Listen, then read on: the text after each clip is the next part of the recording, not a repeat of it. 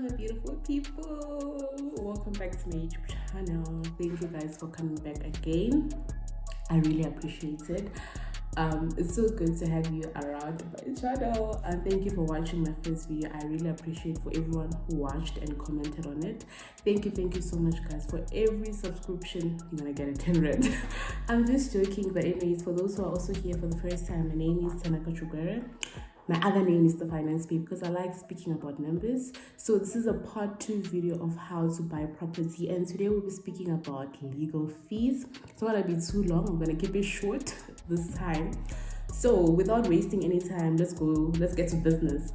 When you're buying property, there are legal fees that you need to pay, right? Whether it is cash or through bond. So I'm just going to explain the procedure if you're buying through bond, through home loan or financing. So we have two types of legal fees. We have transferring fees and bond registration fees. So those are two different steps, and there are two different attorneys that are appointed for both of these. So the transferring attorney is appointed by the seller, right? So they are responsible from transferring the property's name from the seller's name into the buyer's name. If you're the buyer, they'll be transferring from the person who's selling to you who's buying. So there's a lot of administration that takes place whenever they're doing that, because they need to make sure that the previous owner's accounts, everything, levy account, municipality rates, everything is cleared.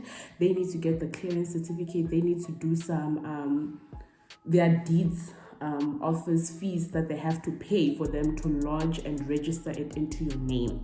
So the fees can range to about, let's say if the property cost is like 700k, it can be like 10% of that, like my 70,000, 60,000, 80,000 around there, but I would just rather say 70,000, not to be on one line.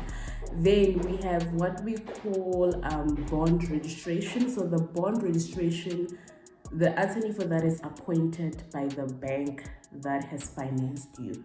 So what normally happens is that what they do, they register that the bond is in your name, and there's some paperwork that is done to say that if you fail to pay the monthly amount until it's paid off, this is the procedure that they're going to follow. So that's the process of a bond registration. So that process is only done if you're buying through bond. So those are the two types of legal fees that you pay whenever you buy property through bond, right? So it's very important that whenever you're planning to buy, I don't want to say information that is contradicting, but I think all of us right now can testify that we do go on Property 24, like just to browse and be like, okay, this is my future house and everything.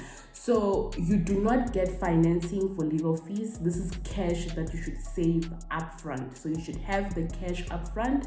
Then in some cases, if you're a first-time home buyer, you can get up to 120% financing, meaning that the 100% will go towards the house, and the 20% can pay off your legal fees. That's if you're a first-time home buyer. But then with legal fees, it's always advisable to make sure that you have the cash up front, right? So once those procedures are done, once the attorney sends you an email to say that the property has registered in your name or the matter has registered, then that house is yours, my dear. But then it's also a different procedure if it's a new development. So if it's a new development, I mean like if it's a property that is recently built, it's a new building that was built recently. There's never been any owner before. So what they do is that they don't have any transfer duty, because the property is not transferring from anyone's name to anyone's name. You are the new owner. Sometimes the developers can pay the transferring fees for you. So the only thing that you'd have to pay is the bond registration. If you're buying cash, it's a different scenario as well. So the procedure of buying cash is similar but more quicker than buying on a bond, because when you're buying cash, you already have the money upfront. So what normally happens when you're buying cash is you identify the property you like, you set up an appointment with the estate agent. Obviously they would ask you if you're buying cash on bond. If you're buying cash, then quick, you go and see if you're happy, you sign the OTP. Once you sign the OTP, then the process starts. So with buying cash, it's more quicker. It only gets slower once it gets to the transferring part, because it can take about 2 to 3 months, sometimes a month. So it can get slower there. So when you're buying cash, you do not pay any bond registration fees, because you're buying cash, you're not buying on bond, so you only pay the transferring fees. So that is the legal process of buying property. So whenever you want to buy, just make sure that you have your transferring fees, cash saved up, especially if you're buying on bond. Thank you so much, guys, for watching the full series of buying property.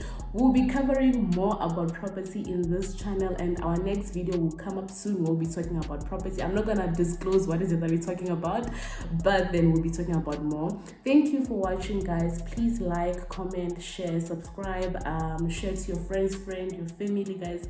Please comment if you have any questions, guys. If you have any topics that you would like me to talk about whenever I'm doing a video, feel free to drop a comment and ask me. Thank you so much.